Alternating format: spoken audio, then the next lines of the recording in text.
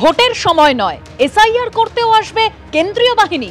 কেন এই কথা উঠছে? কারণ সুপ্রিম কোর্টের যে মন্তব্য আজকে প্রকাশ্যে এসেছে, অর্থাৎ পশ্চিমবঙ্গে এসআইআর নিয়ে একাধিক মামলা হয়েছে, সেখানে সুপ্রিম কোর্ট স্পষ্ট মন্তব্য করেছে যে রাজ্যকে সহযোগিতা করতে হবে, না হলে ডাকতে হবে কেন্দ্রীয় বাহিনী।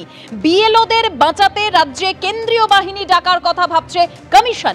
আরো তথ্য আমরা রাখবো আপনাদের সামনে। সরাসরি সৌভিক মজুমদার আমাদের প্রতিনিধি রয়েছেন। সৌভিক,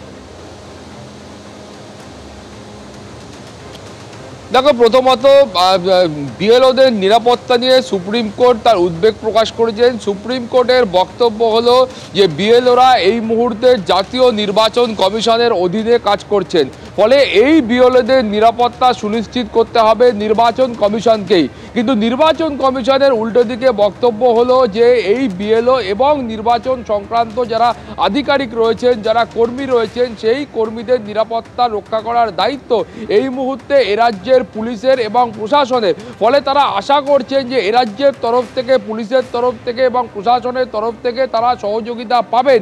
কিন্তু তারা দেখছেন যে এ রাজ্যে একটা উল্টো চিত্র তারা প্রত্যক্ষ করতে পারছেন। তারা বলছেন যে এখানে সিইওর অফিস ঘেরাও করা হচ্ছে, এমনকি জেলা স্তরে যে নির্বাচনী আধিকারিকরা রয়েছেন সেই আধিকারিকদের অফিস পর্যন্ত ঘেরাও করা হচ্ছে। ফলে নির্বাচন কমিশনও তাদের কর্মী এবং বিএলওদের নিরাপত্তা নিয়ে তারা যথেষ্ট উদ্বিগ্ন।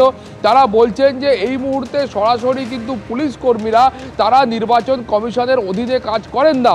ফলে নির্বাচন কমিশন তাদেরকে যতক্ষণ না পর্যন্ত ডেপুটেশনে নিয়ে নিজেদের আওতায় এনে কাজ করাতে পারছেন, সেই সময় পর্যন্ত নির্বাচন কমিশন এখনো পর্যন্ত খুব একটা সন্তোষ প্রকাশ করছেন না। ফলে তাদের বক্তব্য হচ্ছে যে তারা প্রাথমিক পর্যায়ে যতক্ষণ না পর্যন্ত এদেরকে ডেপুটেশনে আনতে পারছেন, তখন পর্যন্ত এই পরিস্থিতি কতটা উন্নতি হবে সেই সম্পর্কে তারা সন্দিহান। ফলে তারা মনে করছেন যে এ রাজ্যের পুলিশ কর্মীদের প্রতি তারা যদি বিশ্বাস না করতে পারেন, যে পুলিশ কর্মীদের তারা যদি বিশ্বাস না করতে পারেন, সেক্ষেত্রে প্রয়োজন হলে বিএলওদের নিরাপত্তা বা নির্বাচনী আধিকারিকদের নিরাপত্তার জন্য তারা কেন্দ্রীয় বাহিনীকেও ডাকতে পারেন। ফলে এর প্রেক্ষিতে সুপ্রিম কোর্টের পর্যবেক্ষণ হচ্ছে যে যেহেতু বিএলওরা নির্বাচন কমিশনের আওতায় পড়ে, সেহেতু বিএলওদের নিরাপত্তা সুনিশ্চিত করবার জন্য যা পদক্ষেপ নেওয়া দরকার নির্বাচন কমিশন সেই পদক্ষেপ গ্রহণ করতে পারেন।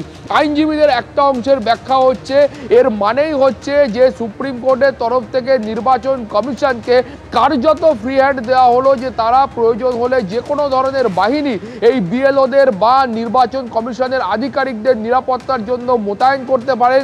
সুপ্রিম কোর্টের আরও পর্যবেক্ষণ হচ্ছে যে কোথাও কোনো ধরনের অসহযোগিতার অভিযোগ থাকলে, কোথাও কোনো কিছুর প্রয়োজন হলে, সেক্ষেত্রে নির্বাচন কমিশন তারা সুপ্রিম কোর্টের দ্বারস্থ হন, তারা সুপ্রিম কোর্টের কাছে আবেদন করুক এবং সুপ্রিম কোর্ট প্রয়োজন বুঝে সেই অনুযায়ী পদক্ষেপ গ্রহণ করবে।